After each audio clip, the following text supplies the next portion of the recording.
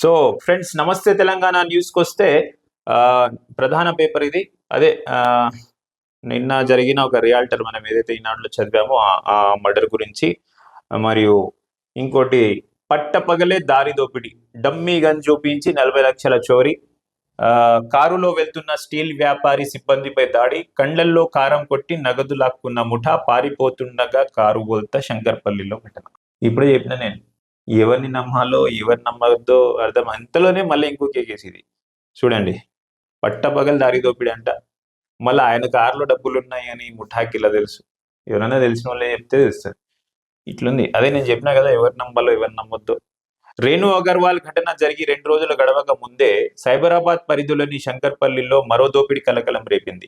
పట్టపగలే కారులో వెళ్తున్న వ్యక్తులను దుండగులు అటకాయించి కండ్లలో కారం కొట్టి బొమ్మ తుపాకీతో బెదిరించి దారి దోపిడీకి పాల్పడ్డారు.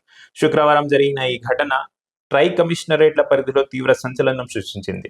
పోలీసులు బాధితులు తెలిపిన వివరాల ప్రకారం నగరాగ్నికి చెందిన రాకేష్ అగర్వాల్ స్టీల్ వ్యాపారి. రాష్ట్రంలోని వివిధ ప్రాంతాలకు స్టీల్ పాత్రలు, ఇతర సామాగ్రి సరఫరా చేస్తుంటాడు.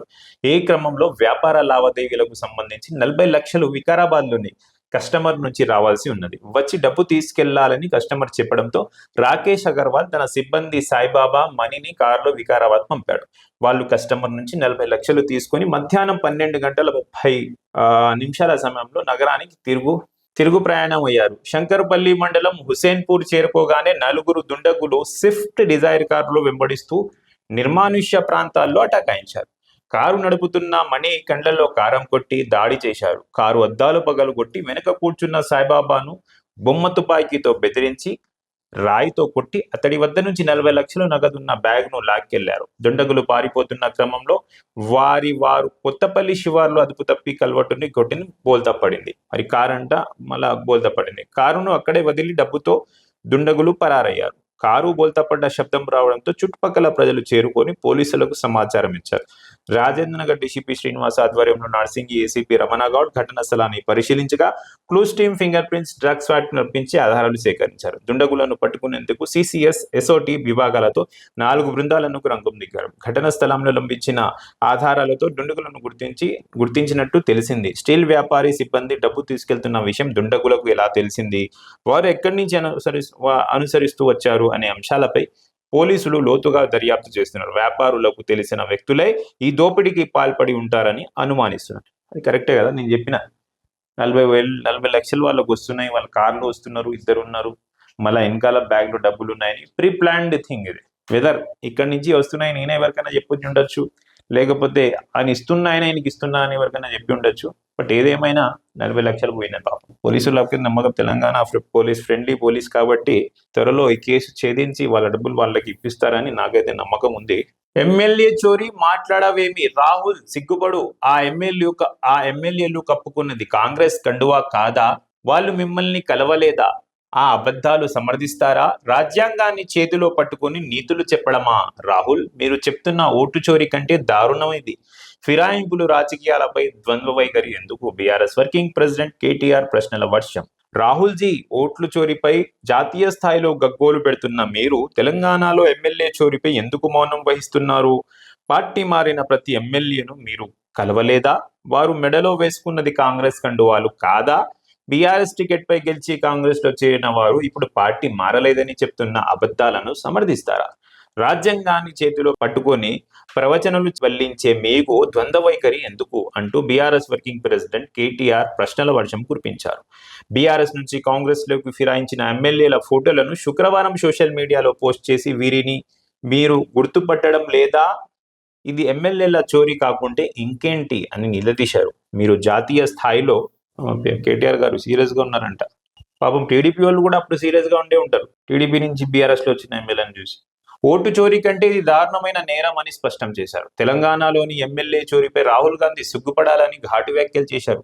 బుకాయిస్తున్న ఫిరాయింపుదారులు తీరుపై స్పందించాలని డిమాండ్ చేశారు. నిర్లజ్జ ఫిరాయింపు రాజకీయాలు చేస్తూ ప్రజాస్వామ్యానికి కాంగ్రెస్ తలవంపులు తెలుసుని రాహుల్ తలదించుకోవాలని విరుచుకుపడ్డారు. ప్రజాస్వామ్యంపై నమ్మకం ఉంటే పార్టీ మారిన ఎమ్మెల్యేలపై చర్యలు తీసుకోవాలని, లేదంటే క్షమాపణ చెప్పాలని డిమాండ్ చేశారు. తెలంగాణలోని చోటే భాయ్కి ఢిల్లీలోని బడే భాయ్ పహారా కాస్తున్నారని కేటీఆర్ ఎద్దేవా చేశారు. కాంగ్రెస్ సీఎంకు చీమ కుట్టకుండా బీజేపీ కాపాడుతున్నదని దుయ్యబట్టారు. ప్రజలు సమస్యలతో సతమవుతున్న రేవంత్ రెడ్డి ఎన్ని స్కామ్లకు పాల్పడ్డా బీజేపీ నిమ్మకు నీరెత్తినట్టు వ్యవహరిస్తున్నదని దెప్పి పొడిచారు. గ్రూప్ 1 అవకతవకలపై ఆ పార్టీ స్పందించకపోవడమే నిదర్శనమని విమర్శించారు. పరీక్ష రద్దు చేయాలని హైకోర్టు ఆదేశించినా బీజేపీ రాష్ట్ర నేతలు నోర్లెందుకు తెరవడం లేదని నిలదీశారు. విద్యార్థుల భవిష్యత్తును ప్రశ్నార్థకం చేసి నేరపూరిత నిర్లక్ష్యం చేసిన కాంగ్రెస్ ను వెనక్కి కేసుకు రావడంతో అంతర్యం ఏమిటంటే పరీక్షలు రద్దు చేయాలని నిరుద్యోగ లోకం గగ్గోలు పెడుతుంటే మౌనం ఎందుకు అని ప్రశ్నించారు. టీఆర్ఎస్ హయాంలో చీటికి మాటికి సిబిఐ విచారణ చేయించాలని ఒంటికాలిపై లేచిన ఆ పార్టీ నేతలు కాంగ్రెస్ క్యాంపై ఎందుకు సిబిఐ విచారణ కోరడం లేదని నిలదీశారు. గ్రూప్ 1 ఉదాంతమే రేవంత్ బీజేపీ రహస్య మైత్రికి తాజా ఉదాహరణ అని వ్యాఖ్యానించారు. రాహుల్ గాంధీకి అడుగుతున్నారంట కేటీఆర్ గారు, ఏమని, ఎందుకు రాహుల్ గారు మీరు ఓట్ చోరీపై ఇంతగా మూమెంట్ చేస్తున్నారు, మళ్ళా ఇది కూడా ఓట్ చోరీ కన్నా ఎక్కువ కదా ఎమ్మెల్యేల చోరీ. కాంగ్రెస్ పార్టీ బీఆర్ఎస్ నుంచి గెలిచిన ఎమ్మెల్యేలను కాంగ్రెస్ పార్టీకి రప్పించుకోవడం, కండువా కప్పడం తప్పు కదా అని ప్రశ్నిస్తున్నారంట. మళ్ళా రాహుల్ గాంధీ గారు ఏం సమాధానం చెప్తారు, మళ్ళీ రాహుల్ గాంధీ కండువా కప్పారా, వాళ్ళు కప్పుకున్నారా అనేది ఇది కోర్టులో ఉంది విషయం కాబట్టి మనం ఎక్కువ మాట్లాడొద్దు.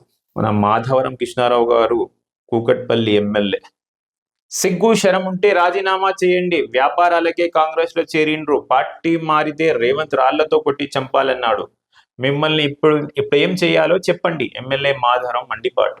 ఫిరాయింపు ఎమ్మెల్యేలు సిగ్గు శరం ఉంటే పదవులకు రాజీనామా చేసి తిరిగి ఎన్నికలకు వెళ్లాలని కూకట్పల్లి ఎమ్మెల్యే మాధవరం కృష్ణారావు సవాల్ చేశారు.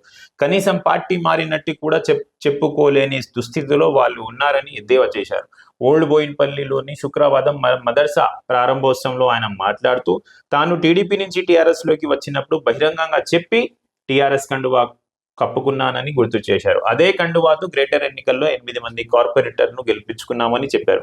కానీ ఇప్పుడు బీఆర్ఎస్ నుంచి కాంగ్రెస్ లోకి వెళ్లిన వాళ్ళు ఇంకా బీఆర్ఎస్ లోనే ఉన్నామని చెప్పుకుంటున్నారని ఎద్దేవా చేశారు. బీఆర్ఎస్ లోనే ఉంటే అసెంబ్లీలో తమ పక్క సీట్లో ఎందుకు కూర్చోలేదని ప్రశ్నించారు. ఉదయం లేస్తే రేవంత్ రెడ్డి పాట పాడుతూ తిరిగే వాళ్ళు ఇంకా బీఆర్ఎస్ లోనే ఉన్నామని చెప్పుకోవడం దుర్మార్గమని ఫైర్ అయ్యారు. ప్రజలు ఓట్లేసి గెలిపిస్తే వారిని మోసం చేసి ఇబ్బందులు పెడుతున్నారని మండిపడ్డారు. బీఆర్ఎస్ న్యాయస్థానాన్ని ఆశ్రయించి ఫిరాయింపుదారులపై విజయం సాధించిందని కోర్టు మొట్టికాయలు వేసేసరికి ప్లేట్లు ఫిరాయిస్తున్నారని దుయ్యబట్టారు.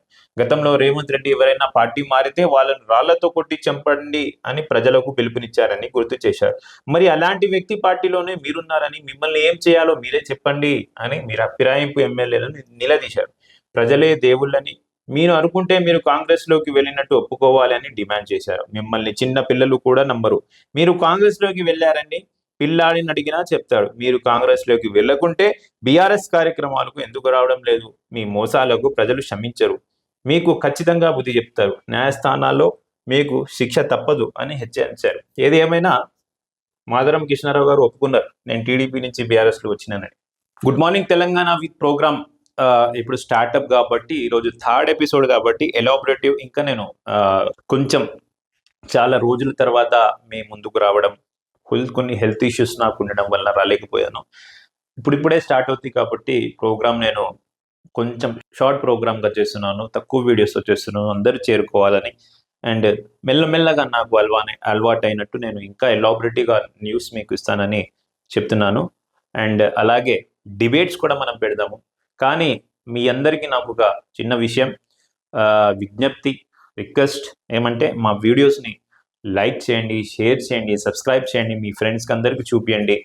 ఎలాంటి మీ బిజినెస్ పరంగా మీ ఏదైనా యాడ్స్ ఉంటే ఆ యాడ్స్ మాకు ఇవ్వండి. మా గుడ్ మార్నింగ్ తెలంగాణలో మా వీడియో ప్లే అయినప్పుడు మీ స్క్రోలింగ్లో మీ యాడ్ ఇవ్వడానికి మేము రెడీగా ఉన్నాము. మరిన్ని డిబేట్స్, చర్చలతో గుడ్ మార్నింగ్ తెలంగాణలో ప్రతిరోజు ఒక పొలిటీషియన్తో మనం ఇక్కడ ఈ ప్రోగ్రాం చేద్దాము. రాబోయే రోజుల్లోని మీకు అందరితో నేను మరొకసారి రిక్వెస్ట్ చేస్తున్నాను, మా వీడియోస్ని లైక్ చేయండి, ఛానల్ని ఇంకా మంచిగా పెద్ద ఎత్తుగా తీసుకెళ్ళండి. Thank you. అల్లా హాఫీజ్.